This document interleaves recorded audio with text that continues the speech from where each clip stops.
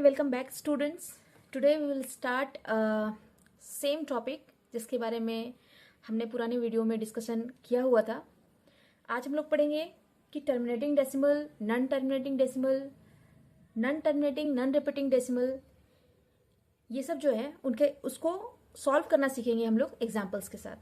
ठीक है, तो मैंने भी आपके सामने कुछ एग्जाम्पल सेट किए हुए हैं और आपको अभी देखकर बताना है कि ये कौन से तरीके के डेसिमल है, weather it could B terminating, non terminating and so on. I will request you कि अगर आपने मेरी पुरानी वीडियो नहीं देखी है तो आप उसे एक बार कॉन्सेप्ट क्लियर करने के लिए जरूर से देखें ताकि आपको ये वीडियो बहुत अच्छे से समझ में आ जाए. Okay, let's start the topic. आपके सामने अभी एक एग्जाम्पल दिख रहा है 1.023 और इसके ऊपर एक बार लगाया गया है.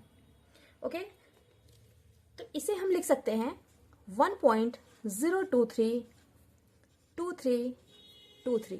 अब सवाल ये है कि इसमें जीरो को मैंने क्यों नहीं रिपीट किया. वो इसलिए क्योंकि 2 और 3 के ऊपर ही सिर्फ बार लगाया गया है. That's why we could write it 1.0232323. Okay, तो अभी आप मुझे बताइए कि जो पुराने वीडियोस में मैंने जैसे आपको पढ़ाया था कुछ एग्जांपल्स देकर, तो उसके हिसाब से ये किस तरीके का डेसिमल है. आप देख रहे हो कि ये डेसिमल रिपीट हो रहा है, ये रुक भी नहीं रहा लेकिन साथ साथ रिपीट हो रहा है. ओके, तो ये हमारा डेसिमल होगा नॉन टर्मिनेटिंग रिपीटिंग डेसिमल. और याद करिए एक पुराना नाम जो मैंने आपको बहुत बार रिपीट कराया था अपने पुराने वीडियो में, non terminating repeating is also known as non terminating recurring. Okay, so we will write it non terminating repeating.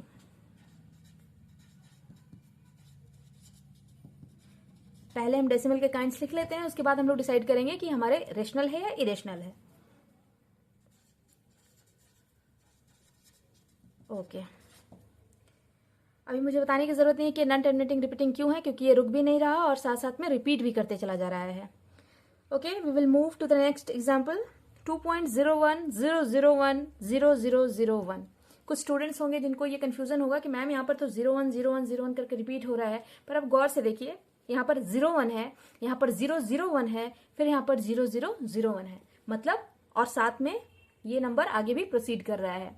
तो ऐसे डेसिमल जो रिपीट भी नहीं होते और आगे बढ़ते चले जाते हैं, ऐसे डेसिमल को कहा जाता है नॉन टर्मिनेटिंग, नॉन रिपीटिंग. तो चलिए फिर इस डेसिमल का काइंड लिखते हैं हम लोग.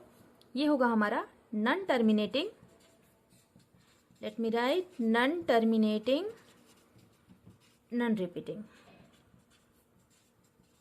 ओके, नाउ नेक्स्ट, ये अभी एक पाई दिया हुआ है यहाँ पर और एक है 22/7. इसका कॉन्सेप्ट बहुत मजेदार है, इसको मैं सबसे लास्ट में आपको समझाती हूँ. ठीक है, उसके पहले बाकी जो बचे हुए एग्जाम्पल्स हैं उसको देख लेते हैं.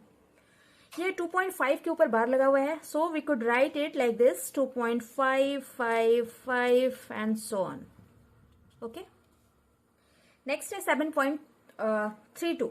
इसको करने से पहले इसके बारे में लिख लेते हैं कि किस तरीके का डेसिमल है. आप खुद से देखो कि 5 रिपीट हो रहा है और रुक भी नहीं रहा. So we could write it non terminating repeating, non terminating repeating. Okay, चलिए 7.32 को देख रहे हैं कि इसके बाद ये नंबर प्रोसीड नहीं कर रहा, ये एक जगह पर स्टॉप हो चुका है.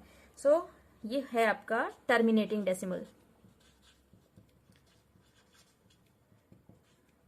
आई होप कि आपको भी मजा आ रहा होगा एग्जाम्पल को देख करके इसके काइंड्स को बताने में, क्योंकि जब आपका कॉन्सेप्ट क्लियर होता है तो चीजें बहुत ही इजी हो जाती है. Terminating decimal. ओके, 6.01. आप देख रहे हो कि 1 भी एक जगह पर स्टॉप हो चुका है और ये आगे नहीं बढ़ने वाला. So we could write it terminating decimal.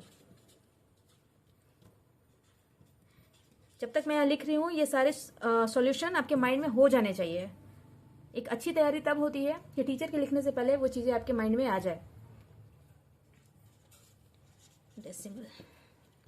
Okay, चलिए अब चलते हैं दो मजेदार जो हमारा दिया हुआ है, लाइक पाई और 22/7. यहां पर हम देखेंगे कि पाई को ऐसा कहा जाता है कि जो पाई होते हैं वो इरेशनल होते हैं. थोड़ा ध्यान देकर सुनिएगा मेरी बातों को, कि जो पाई है वो इरेशनल है, लेकिन 22/7 जो लिखा हुआ है 22/7 उसको हम लोग रेशनल कंसीडर करते हैं।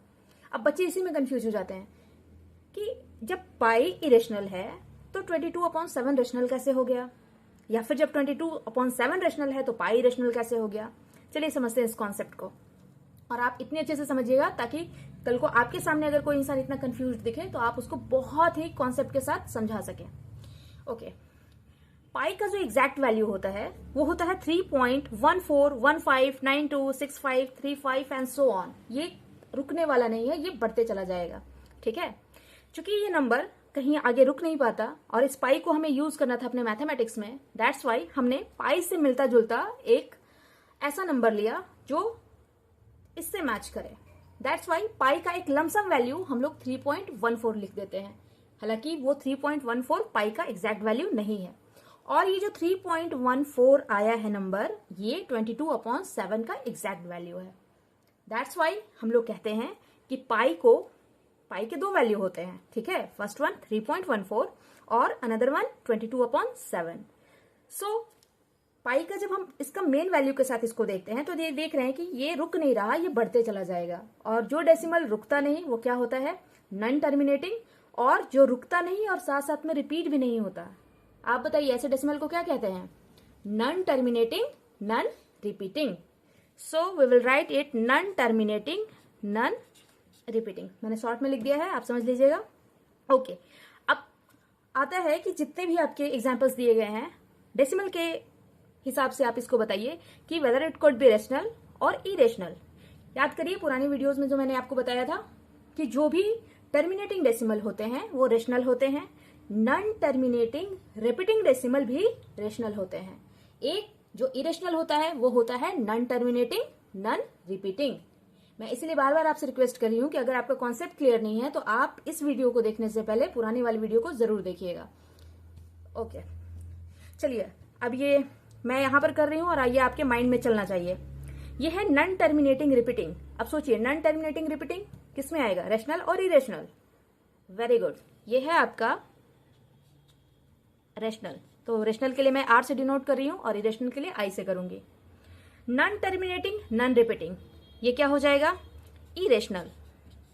ओके, पाई, ये सबसे मजेदार, आप बताइए क्या हो सकता है ये जो नॉन टर्मिनेटिंग नॉन रिपीटिंग है, इरेशनल।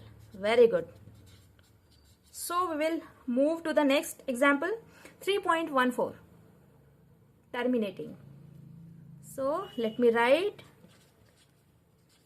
terminating, और जो terminating डेसिमल होते हैं वो आप अच्छे से बता सकते हैं वो क्या होते हैं, बिल्कुल रेशनल होते हैं।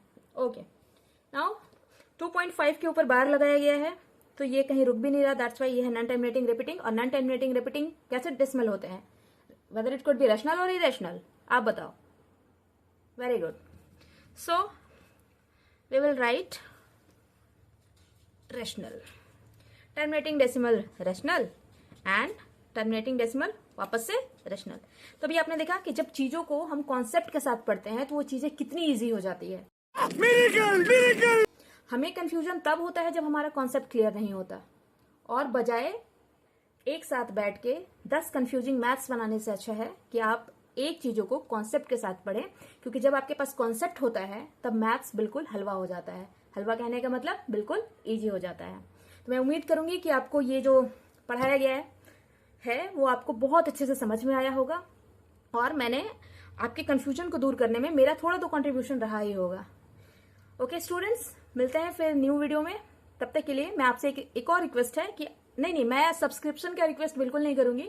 मैं ये कहना चाह रही हूँ कि अगर ये जो चीजें आपको अच्छे से समझ में आ गई है तो मेरे वीडियो देखने के बाद आप घर में इसे एक बार रिवाइज जरूर करें, और उसके बाद जो आपके फेस पे एक स्माइल आएगी ना, वो कॉन्सेप्ट क्लियर होने का, वो चीजों को बहुत ईजी होने का, वो आपको एक अलग ही कॉन्फिडेंस दिलाएगा। ठीक है, मिलते हैं न्यू वीडियो में। तब तक के लिए thank you so much for watching.